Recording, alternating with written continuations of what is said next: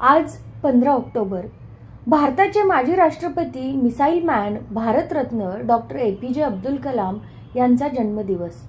वाचन आणि लेखन आवडणारे भारताचे माजी राष्ट्रपती डॉक्टर APJ अब्दुल कलाम यांच्या स्मरणार्थ आजचा दिवस संपूर्ण देशात वाचन प्रेरणा दिन म्हणून साजरा केला जातो।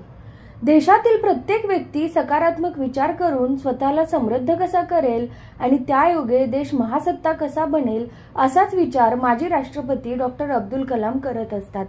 आजच्या या वाचन प्रेरणा दिनाचे औचित्य साधून governance for growth in India या पुस्तकाचे वाचन करणार आहोत।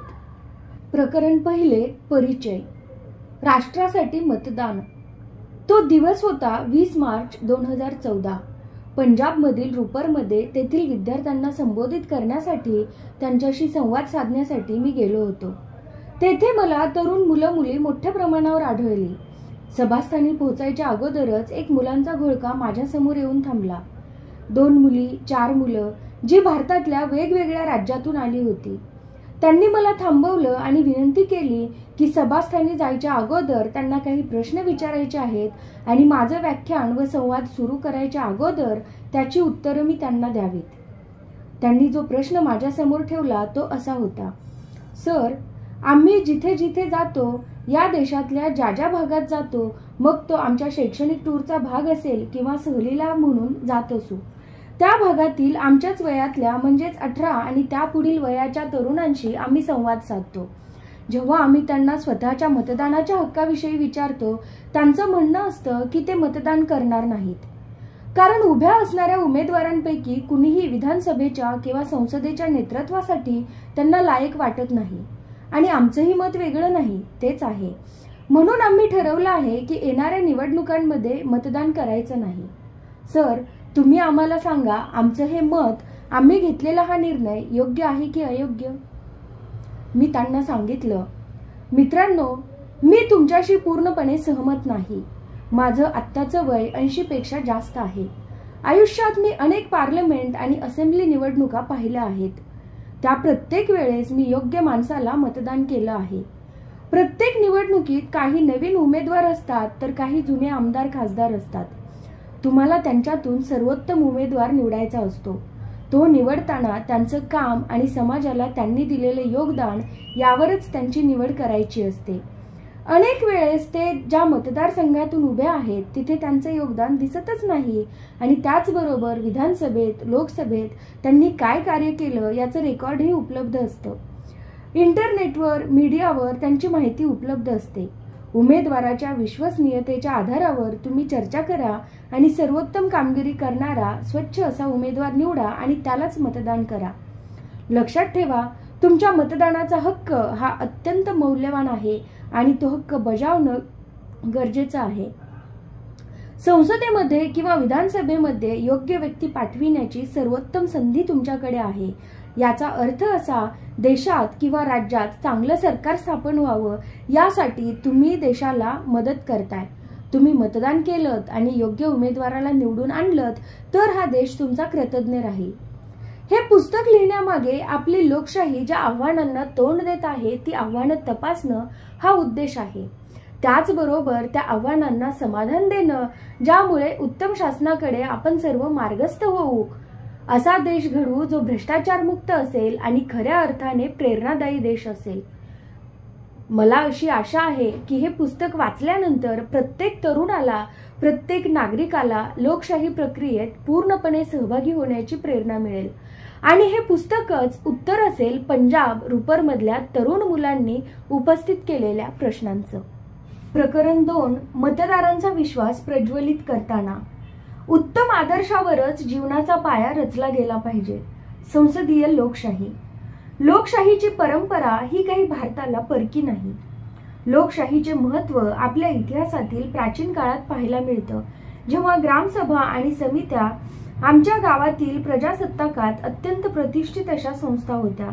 त्या संस्था आत्ताच्या लोकप्रिय प्रतिनिधी संस्थांप्रमाणेच त्यावेळेस कार्य करत होत्या।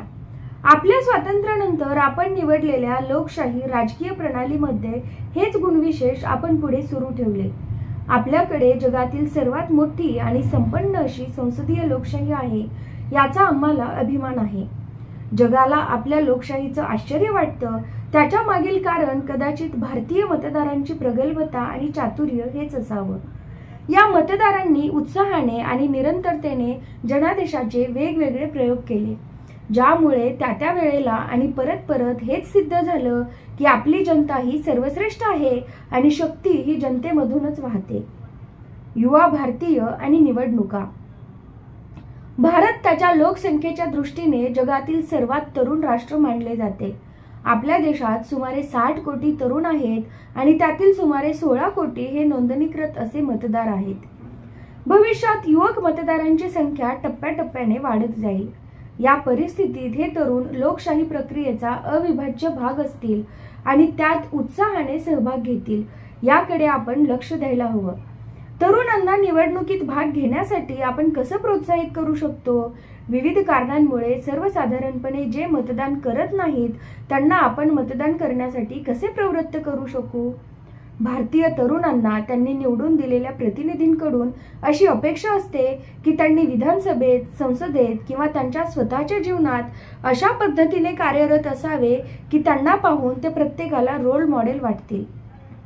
तसेच निवडून दिलेल्या सदस्यांनी, लोकप्रतिनिधींनी याची काळजी घ्यायला हवी की संसदेतील आणि विधानसभेतील कामकाजात कधीही बाधा येता कामा नये किंवा ते थांबता कामा नये अशीही त्यांची अपेक्षा असते. त्यांच्यासाठी अकार्यक्षमता हा गुन्हा आहे आणि यापेक्षाही महत्त्वाचे म्हणजे या देशातील तरुणांना असे वाटते की त्यांच्या प्रतिनिधींनी विकासात्मक राजकारणाचे मिशन अनुसरले पाहिजे.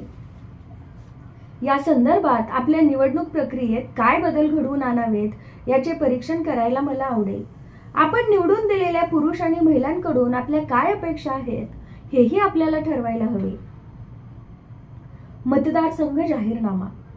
Indian institute of management Bangalore येथे 2008 साली कर्नाटक विधानसभेतील नव्याने निवडून आलेल्या सदस्यांबरोबर माझा जो संवाद झाला त्याचा अनुभव मी तुम्हाला सांगू इच्छितो. हा संवाद सुरू करण्या अगोदर मी संबंधित विधानसभेच्या सदस्यांसाठी मतदार विकास योजनेची एक प्रश्नावली तयार केली होती. या प्रश्नावलीला तेथील मीडियाने प्रसिद्धी दिली होती आणि ती प्रसिद्धी देतानाच मला असंही सुचवलं होतं की या सदस्यांकडून तुम्ही फार प्रतिसादाची अपेक्षा करू नका. प्रत्यक्षात माझ्यासाठी अत्यंत आनंदाची आणि मीडियासाठी आश्चर्याची घटना म्हणजे 100हून अधिक सदस्यांनी याला चांगला प्रतिसाद दिला. प्रत्येक प्रतिसाद हा विचारपूर्वक आणि व्यवस्थित नियोजित केलेला होता आणि त्या मानाने कमी वेळ देऊन सुद्धा संवाद सुरू व्हायच्या अगोदर माझ्याकडे येऊन पोहोचला होता. ती प्रश्नावली अशा प्रकारची होती. 1. अजून 2.5 वर्षांनी आणि 5 वर्षांनी तुम्ही तुमच्या मतदारसंघात काय बदल घडवून आणलेला असेल? 2. तुमच्याकडे अशी योजना आहे का ज्यामुळे तुमचा मतदारसंघ 100% साक्षर होऊ शकेल? असे असल्यास आपण आपली योजना मांडावी. 3. अशी कुठली कला, कौशल्य आणि निपुणता वापरून तुम्ही तुमच्या मतदारसंघातील सदस्यांना त्यांचे दरडोई उत्पन्न कमीत कमी 2 पटींनी वाढवण्यासाठी शक्ती प्रदान कराल? 4. तुमच्या मतदारसंघात कमीत कमी 1 लाख झाडं लावण्याची योजना तुमच्याकडे आहे का? 5. तुमच्या मतदारसंघातील जलाशय पुनरुज्जीवित कसे कराल? त्यांचे इनलेट आणि आउटलेट परत कसे सक्रिय कराल? 6.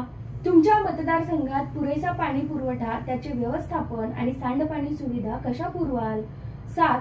तुमच्याकडे आंतरपिकाची योजना आणि पडीक जमिनीत जटरोप किंवा तत्सम वृक्षारोपणाची योजना आहे का? 8. तुमच्या मतदारसंघात अपारंपरिक ऊर्जा स्रोताचा वापर करून वीज जाणे, ऊर्जेची कमतरता यासारख्या समस्या कशा सोडवाल? 9. आपण आपल्या मतदारसंघातील नागरिकांना शांततापूर्ण व संपन्न जीवन जगण्यासाठी मार्ग आखून द्याल का? सदस्यांनी दिलेले प्रतिसाद जेव्हा मी पूर्णपणे वाचले तेव्हा माझ्या लक्षात आलं की सदस्य त्यांच्या कार्यकाळात त्यांच्या मतदारसंघात विकास करण्यास उत्सुक होते. दुसरीकडे क्वचितच एखादा राजकीय पक्ष असा असतो की जो आपल्या सदस्यांना त्यांच्या मतदारसंघातील पातळीवर काम करण्यासाठी काय सूक्ष्म योजना आहे हे विचारतो. याला अपवाद असते वेळोवेळी लोकांकडून निवडून आलेले प्रतिनिधित्व. पक्षाच्या जाहीरनाम्यात मतदारसंघाच्या विकासाचा आराखडा कालबद्ध ध्येयासहित समाविष्ट करण्याचा सल्ला निवडणूक आयोग पक्षाला देऊ शकेल का? यामुळे मतदार आपल्या विकासाच्या गरजा आणि आपल्या प्रदेशानुसार आपल्याला काय मिळू शकतं यावर आधारित निर्णय घेण्यासाठी सक्षम बनतील. राज्य निवडणूक निधी. कर्नाटक विधानसभेच्या आमदारांशी संवाद साधताना मी त्या सर्व सहभागी सदस्यांना एक शपथ दिली, ती पुढील प्रमाणे. आमदारांसाठी शपथ. मी उच्च परंपरा असलेल्या कर्नाटक विधानसभा परिषदेचा सदस्य असल्याचा मला अभिमान आहे. माझ्या मतदारसंघातील नागरिकांचे कल्याण आणि त्यांचा आनंद हेच प्रत्येक वेळी माझ्या प्रथम स्थानी असेल. मी माझा मतदारसंघ पूर्णपणे साक्षर, निरोगी, सक्षम, आनंदी आणि गरिबीमुक्त करण्यासाठी कठोर परिश्रम करेन. माझ्या मतदारसंघात मी धर्म, भाषा, जात किंवा पंथ यावरून भेदभाव करण्याची कधीही परवानगी देणार नाही. माझ्या सर्व कृती या पारदर्शक असतील आणि त्या माझ्या मतदारसंघातील सर्व नागरिकांसाठी आदर्श ठरतील. मी माझ्या मतदारसंघातील नागरिकांचे यश साजरे करेन. माझा मतदारसंघ हेच माझे जीवन आहे. माझे राज्य आणि माझे राष्ट्र हा माझा आत्मा आहे. मी अखंडपणे काम करेन आणि अखंडपणेच यश मिळवेन. प्रशासन शपथ पूर्ण झाल्यानंतर मी सर्व सदस्यांना काही प्रश्न आहेत का असे विचारले. त्यावर एका तरुण सदस्याने विचारले, डॉक्टर कलाम, आम्ही सर्वांनी आत्ताच शपथ घेतली आणि तुम्हाला असं वचन दिलं की आम्ही अखंडपणे काम करू आणि अखंडपणेच यश मिळवू. हे चांगलंच आहे. आम्ही त्यासाठी नक्कीच प्रयत्न करू. पण तुम्हाला हे माहिती आहे का की विधानसभेचा सदस्य होण्यासाठी मी किती खर्च केला आहे? मी काहीच उत्तरलो नाही. हे पाहून त्याने पुढे सांगितलं 80 लाख. मग त्याने मला विचारलं, मी अखंडपणे काम करून अखंडपणे यश कसे मिळवू शकेन? माझं उत्तर हे फक्त त्यावेळच्या प्रश्नासाठी होतं की राज्याने उमेदवारांना निवडणूक खर्चासाठी निधी उपलब्ध करून द्यावा. निवडणूक आयोगाने त्यांच्या खर्चाची छाननी करावी. पण वर्तमान स्थितीत हे व्यवहार्य आहे का, जिथे एका जागेसाठी सरासरी 14 उमेदवार निवडणुकीला उभे आहेत? या बाबतीत 2 पक्ष प्रणालीबाबत आपण गंभीरपणे विचार करणे आवश्यक आहे. 2 पक्ष प्रणाली. राष्ट्रपती म्हणून 2007 मध्ये माझा कार्यकाळ पूर्ण होताना माझ्यासाठी जो निरोप समारंभ आयोजित झाला होता, त्यामध्ये मी संसदेच्या आदरणीय सदस्यांना ज्या सूचना दिल्या होत्या त्याची मला इथे आठवण येत आहे. तिथे मी उल्लेख केला होता की भारताला सरतेशेवटी 2 पक्ष राजकीय प्रणाली समजून घ्यावी लागेल, स्वीकारावी लागेल. त्या सूचनेवर भरपूर टीका झाली. कुठल्याही राजकीय पक्षाला ही कल्पना आवडली नव्हती. मला असं म्हणायचं होतं की 2 पक्ष प्रणाली म्हणजे निवडणुकीपूर्वीच ज्यांचं संघटन झालं आहे अशी 2 संघटनं, युती, ज्यांच्या सर्व भागीदारांमध्ये एक निश्चित असा विकास अजेंडा आहे, ज्याची सार्वजनिकरित्या इलेक्ट्रॉनिक मीडिया मार्फत चर्चा केली जाते. आपण देशातल्या कुठल्या ना कुठल्या भागात सारख्या निवडणुका चाललेल्या पाहतच आहोत. निवडणुकांसाठी लागणारा वेळ आणि संसाधने कमी करण्यासाठी मी असे सुचवेन की लोकसभा आणि विधानसभेच्या निवडणुका एकाच वेळेस घ्यायला हव्यात. असं केल्यास प्रतिनिधींना मतदारसंघ विकासासाठी समन्वित पद्धतीने वेळ देता येईल. अर्थातच या सूचनेवर अनेक राजकीय पक्षांचे वेगळे प्रतिसाद आले. अर्थातच निवडणूक प्रणाली विकसित करण्यासाठी आपल्याला यापुढे चर्चा करायला हवी, वादविवाद करायला हवेत, ज्यामुळे एक स्थिर सरकार येईल आणि स्थिर सरकार लोकांच्या आकांक्षा पूर्ण करू शकेल, राष्ट्राला विकासाच्या दृष्टीने पुढे घेऊन जाऊ शकेल. त्यासाठी आपल्याला लोकशाही निवडीच्या विविध पद्धतींचा अभ्यास आणि विश्लेषण करावे लागेल. जसे प्रमाणबद्ध प्रतिनिधित्व, ज्यामुळे लोक अतिशय उत्साहाने आणि मोठ्या पद्धतीने प्रतिनिधी निवडण्यामध्ये सहभागी होतील आणि जे प्रतिनिधी काम करत नाहीत त्यांना परत बोलवतील. सरळ सोपी मतदान प्रक्रिया. राष्ट्रामध्ये माहिती तंत्रज्ञान हे जलद गतीने प्रगती करत आहे.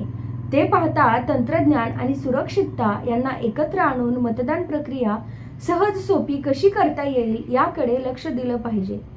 जर प्रत्येक नागरिकाला स्वतंत्र असा ओळख क्रमांक दिला तर निवडणूक आयोग इंटरनेट, मोबाईलद्वारे मतदान प्रणालीच्या शक्यतेचा विचार करू शकेल, जी पद्धत पूर्णपणे सुरक्षित आणि त्रुटीरहित असेल.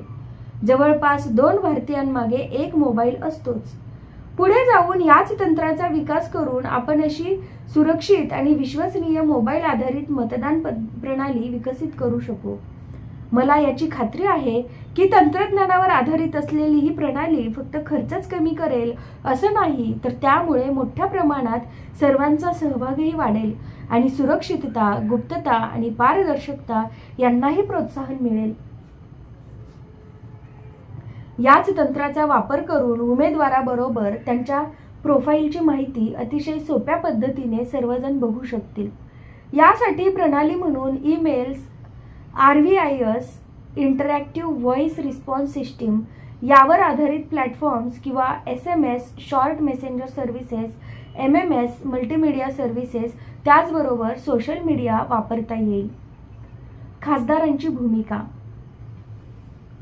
संसद ही लोकशाहीची अत्यंत मोलाची संस्था आहे, पण तिने स्वतःमध्येच पुन्हा नवचैतन्य निर्माण करायला हवं, ज्यामुळे लोकशाहीची एक सशक्त आणि प्रगतिशील अशी घडी तयार होईल. त्यामुळे खासदारांच्या भूमिकेला अत्यंत महत्त्व आहे. त्यासाठी त्यांनी ते ज्या आकांक्षा आणि मूल्यांसाठी निवडून आलेले आहेत त्यासाठी जगायला हवे. आपली मतदान प्रक्रिया कधीकधी तीव्र तणावामधून आणि काही घातक प्रसंगांमधून गेली आहे. वाढीव संख्येची सक्ती आणि वैधानिक जागेची सौदेबाजी किंवा अलोकशाही पद्धतीने साशंकतेने जिंकल्याचे आरोप यामुळे लोकांच्या मनात आपल्या लोकशाही प्रणालीबद्दल अनेक शंका निर्माण केलेल्या आहेत.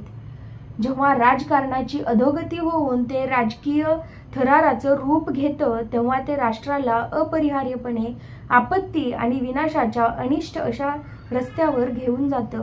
ही जोखीम आपण पत्करायलाच नको. आपण सर्वजण अंतर्मुख होऊन आपल्या संविधानाने अतिशय आशावादीपणे व काळजीपूर्वक ठरवून दिलेल्या नियमांनुसार जगू या आणि राष्ट्राला एक परिपक्व, निरोगी आणि सशक्त लोकशाही राष्ट्र म्हणून पुढे येण्यास मदत करूया.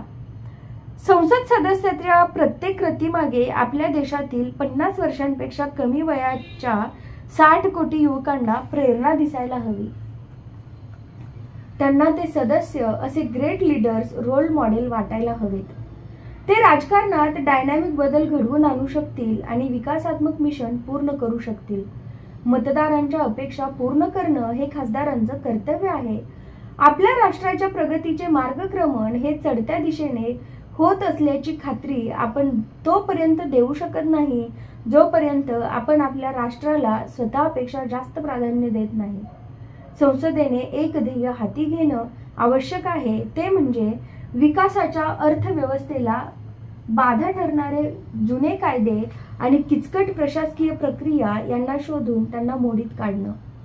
ही गोष्ट अनेक भागातील लोकांमध्ये आशा उत्पन्न करेल. लोकांना त्यांच्या नेत्यांवर विश्वास निर्माण व्हायला हवा आणि हा बदल फक्त संसदीय सदस्यच घडवून आणू शकतील.